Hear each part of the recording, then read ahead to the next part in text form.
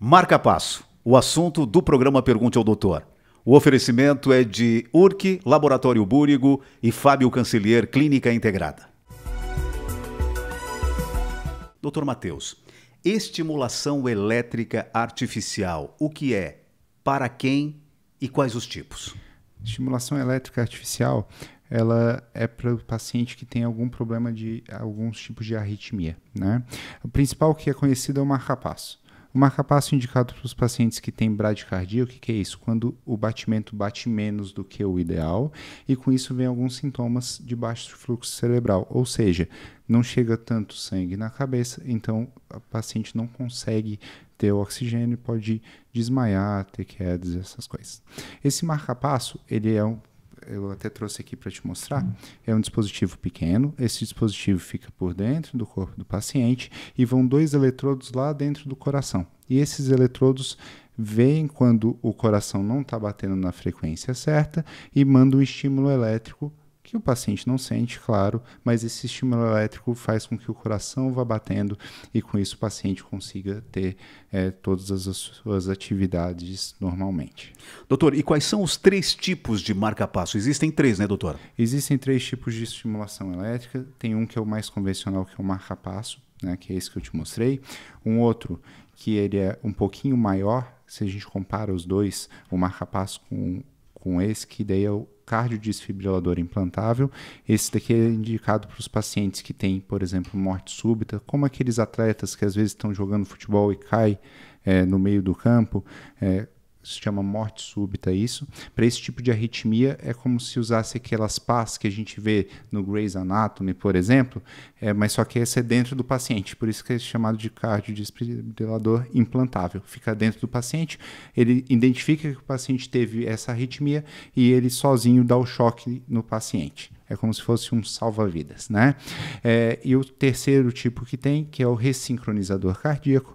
O ressincronizador cardíaco ele faz para pacientes que têm uma insuficiência cardíaca em que o coração não bate da forma correta, ele transforma isso para que o paciente consiga bater da forma correta e daí melhora a fração de ejeção, que é a quantidade de sangue que sai do coração, e com isso o paciente consegue voltar às atividades que fazia antes de ter a doença. Doutor Matheus, e como é feita a estimulação elétrica? Esse dispositivo, que é o marca-passo, CDI ou ressincronizador, ele tem como se fosse um computador ali dentro. Então, ele vem o estímulo lá da ponta do eletrodo até ele identifica se o coração está tendo batimento ou não, e caso não tenha o batimento, ele manda um estímulo elétrico, com baixa voltagem, claro, para que o coração consiga ter esse estímulo e despolarizar, com isso ter os batimentos mantidos. Agora, doutor Matheus, o que um portador de marca-passo não pode fazer? Isso é uma coisa que muita gente pergunta porque tem muitos mitos, né? Mas existem sim algumas coisas que não podem ser realizadas. Primeiro que eu sempre falo com o paciente, colchão magnético. Totalmente proibido, não pode utilizar por causa que a frequência do colchão magnético interfere no marca-passo e pode causar sérios problemas. Então, colchão magnético não pode passar naquelas portas giratórias com detector de metal, então banco, ou então se for viajar de avião, tudo isso é feito uma revista manual, não quer dizer que o paciente pode então entrar e roubar o banco, eu sempre brinco isso com os meus pacientes, mas eles vão fazer a revista manual, e também se por acaso for fazer ressonância cardíaca ou então algum tipo de cirurgia, pode fazer com os novos dispositivos, porque eles são mais seguros. Teve muita atualização no marca-passo, nessa tecnologia, mas precisa ter um ajuste antes do marca-passo para que o paciente possa realizar tanto a ressonância ou alguns tipos de cirurgia. Algumas coisas que o pessoal usa que são um pouco mito que não pode utilizar micro-ondas, isso todo mundo pergunta. Isso vem porque no micro-ondas tem aquela película de proteção e muitas vezes essa película de proteção está com problema, está desgastada já. Então, se o paciente ficar na frente do micro-ondas enquanto ele está ligado, sai essa onda e essa onda interfere no marca-passo. mas se ele ligar o micro-ondas e não ficar na frente como se fosse uma televisão de cachorro, ele consegue, não vai ter problema nenhum utilizar. E o telefone pode ser utilizado, tanto o telefone quanto o controle remoto, mas não pode deixar em cima do marca-passo. Por quê? Os novos telefones que são carregamento por indução, ali dentro tem ímã. E o ímã, quando fica em cima do marca-passo, desregula o marca-passo. Então, ocorreu um problema desse há pouco tempo atrás nos Estados Unidos, e daí que veio essa indicação de que não pode botar o celular em cima do marca-passo. Pessoal que tem bolso na camisa, que às vezes botavam ali o celular, daí essa é outra indicação que não pode. Fora isso, é vida normal depois. Bem, doutor Matheus, e esses dispositivos, eles precisam ser trocados a bateria? Isso é uma coisa que é até interessante, porque dentro do dispositivo não tem como a gente tirar a bateria. Então, quando falam trocar a bateria, parece que é um controle remoto que a gente tira a pilha que está estragada e bota uma nova, né? Mas ele tem um tempo de duração, essa bateria.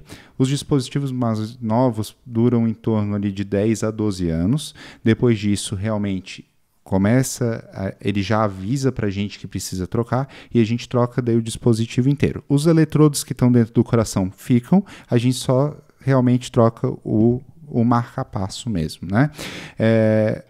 Mas ainda não foi inventado um carregamento dessa bateria, né? Mas são 10 anos aí que dura, e o paciente depois coloca o marca-passo, daí tem um acompanhamento com o cirurgião cardíaco, pelo menos a cada 6 meses, porque nesses acompanhamentos a gente avalia se teve alguma outro tipo de arritmia, consegue avaliar também se a bateria ainda está com uma boa duração, se teve algum problema no eletrodo ou não. Então é quase um casamento com o cirurgião cardíaco, vai ficar para o resto da vida acompanhando, e a gente sempre torce que tenha várias trocas de bateria ainda o paciente. Com toda certeza.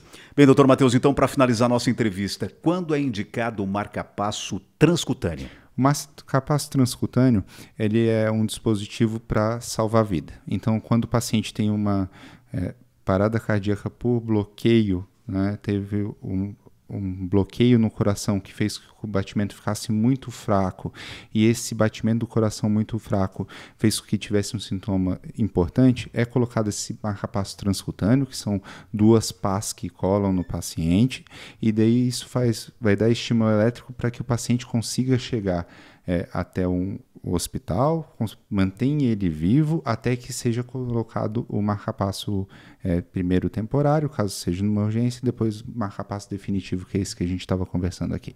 Eu conversei com o cirurgião cardíaco, o Dr. Matheus Eluani. Se você tiver alguma pergunta, deixe aqui nos comentários. Não esqueça então de curtir e compartilhar.